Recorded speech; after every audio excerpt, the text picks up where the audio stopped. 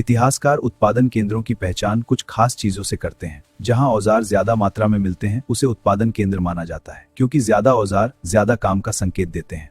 कई बार उत्पादन के बाद बचा हुआ कच्चा माल भी वहीं छोड़ दिया जाता था और कभी बनी हुई वस्तुओं के टूटे हुए अवशेष। यही चीजें इतिहासकारों को बताती हैं कि यहाँ किसी वस्तु का निर्माण किया जाता था, लेकिन हर चीज स्थानीय रूप से उपलब्ध नहीं थी।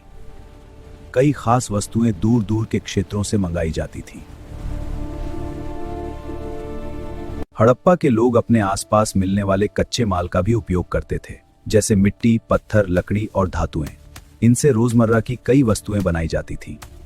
लोथल कार्नेलियन पत्थर के लिए प्रसिद्ध था। लाल रंग का यह सुंदर पत्थर मनके और आभूषण बनाने में उपयोग होता था। राजस्थान और उत्तर गुजरात से सेलखड़ी लाई जाती थी। यह मुलायम पत्थर मनके और कई कलात्मक वस्तुएं बनाने में काम आता था। हजारों साल पहले हड़प्पा के लोग लिखना जानते थे, लेकिन सबसे बड़ा रहस्य यह है कि आज तक कोई उनकी भाषा पढ़ नहीं पाया है। हड़प्पा की लिपि एक चित्रात्मक लिपि थी, यानी इसमें शब्दों की जगह चित्रों जैसे चिन्हों का प्रयोग किया जाता था। जाली इतिहासकारों के अनुसार हड़प्पा लिपि में लगभग 375 से 400 के बीच चिन्ह थे। हर चिन्ह एक रहस्य, हर निशान एक अनसुलझी कहानी। हड़प्पा की लिपि को दाएं से बाएं लिखा जाता था, यानी जिस दिशा में आज हम कम लिखते हैं उसी दिशा में हड़प्पा के लोग अपनी बातें दर्ज करते थे। सबसे हैरान करने वाली बात यह है कि आज तक इस लिपि को पढ़ा नहीं जा सका है। इसीलिए हड़प्पा की लिपि को रहस्यमयी लिपि कहा जाता है।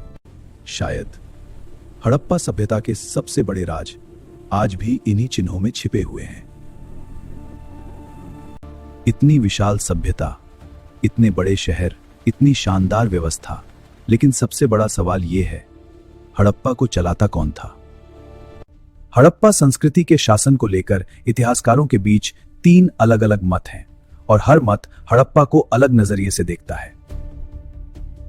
पहला मत कहता है कि हड़प्पा समाज में कोई शासक नहीं था। कुछ पुरातत्वविद मानते हैं कि वहां सभी लोगों की स्थिति लगभग समान थी, यानी समाज बिना किसी राजा के भी व्यवस्थित था। दूसरा मत कहता है कि हड़प्पा सभ्यता में कोई एक शासक नहीं था, बल्कि अलग अलग क्षेत्रों में कई शासक शासन करते थे, यानी हर बड़ा शहर शायद अपना अलग प्रशासन चलाता था। तीसरा मत सबसे दिलचस्प है। कुछ इतिहासकार मानते हैं कि हड़प्पा वास्तव में एक विशाल राज्य था, क्योंकि इतने बड़े क्षेत्र में फैले होने के बावजूद भी पूरी सभ्यता में कई समानताएं दिखाई देती हैं। लेकिन सच क्या था? क्या हड़प्पा बिना राजा के चलता था? क्या वहां कई शासक थे, या फिर वो एक विशाल संगठित राज्य था? आज ये सवाल का एक अनसुलझा रहस्य बना हुआ है।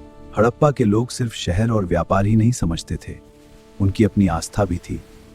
इतिहासकार मानते हैं कि हड़प्पा के लोग प्रकृति की पूजा किया करते थे। कुछ मोहरों में धार्मिक अनुष्ठानों के दृश्य भी मिले हैं, जो बताते हैं कि हड़प्पा के लोग धार्मिक क्रियाओं को महत्व देते थे। मोहरों पर पेड़ पौधों के चिन्ह भी पाए गए हैं। शायद प्रकृति उनके लिए सिर्फ जीवन नहीं, बल्कि पूजा का रूप भी थी है। कुछ मोहरों में एक व्यक्ति को योग मुद्रा में बैठे हुए दिखाया गया है, जिसे देखकर इतिहासकार मानते हैं कि हड़प्पा के लोग ध्यान और योग जैसी परंपराओं से परिचित थे। गए कुछ पत्थर के स्तंभों को शिवलिंग के रूप में वर्गीकृत किया गया है। इसी आधार पर कई इतिहासकार मानते हैं कि हड़प्पा के लोग हिंदू धर्म के मुख्य देवता शिव की आराधना किया करते थे।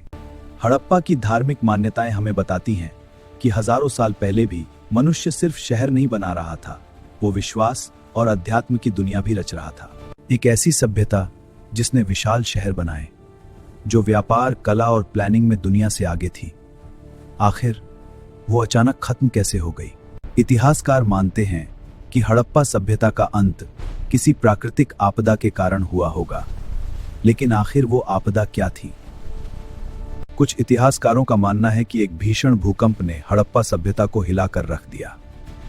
धरती कांपी होगी और हजारों साल पुरानी इमारतें मलबे में बदल गई होंगी। एक और मत कहता है कि सिंधु नदी ने अपना रास्ता बदल लिया था और जिस नदी पर पूरी सभ्यता निर्भर थी, उसी के दूर चले जाने से शहर सूखने लगेगा। कुछ इतिहासकार जलवायु परिवर्तन को भी कारण मानते हैं। बारिश कम होने लगी होगी, खेती प्रभावित हुई होगी और धीरे धीरे लोग शहर छोड़ने लगे होंगे। वनों की कटाई भी हड़प्पा के पतन का एक कारण मानी जाती है।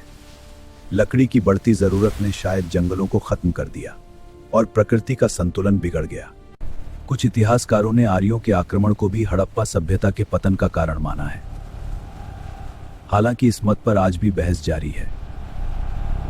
कभी कभी इतिहास की सबसे बड़ी खोज आंखों के सामने होकर भी समझ नहीं आती, और हड़प्पा सभ्यता के साथ भी कुछ ऐसा ही हुआ। भारतीय पुरातत्व विभाग के पहले डायरेक्टर जनरल थे अलेक्जेंडर कनिंघम। उन्हें भारतीय पुरातत्व का महत्वपूर्ण व्यक्तित्व माना जाता है, लेकिन हड़प्पा को समझने में उनसे एक बड़ी भूल हो गई। कनिंघम को लगा कि हड़प्पा कोई बहुत बड़ी सभ्यता नहीं है। उन्हें अंदाजा ही नहीं था कि उनके सामने दुनिया की सबसे महान प्राचीन सभ्यताओं में से एक मौजूद है। कनिंघम हड़प्पा की मोहरों को समझने में भी असफल रहे। उन रहस्यमयी चिन्हों का मतलब उस समय कोई नहीं समझ पाया। वे हड़प्पा सभ्यता का सही काल निर्धारण भी नहीं कर पाए। उन्हें यह समझ नहीं आया कि यह सभ्यता बेहद प्राचीन थी।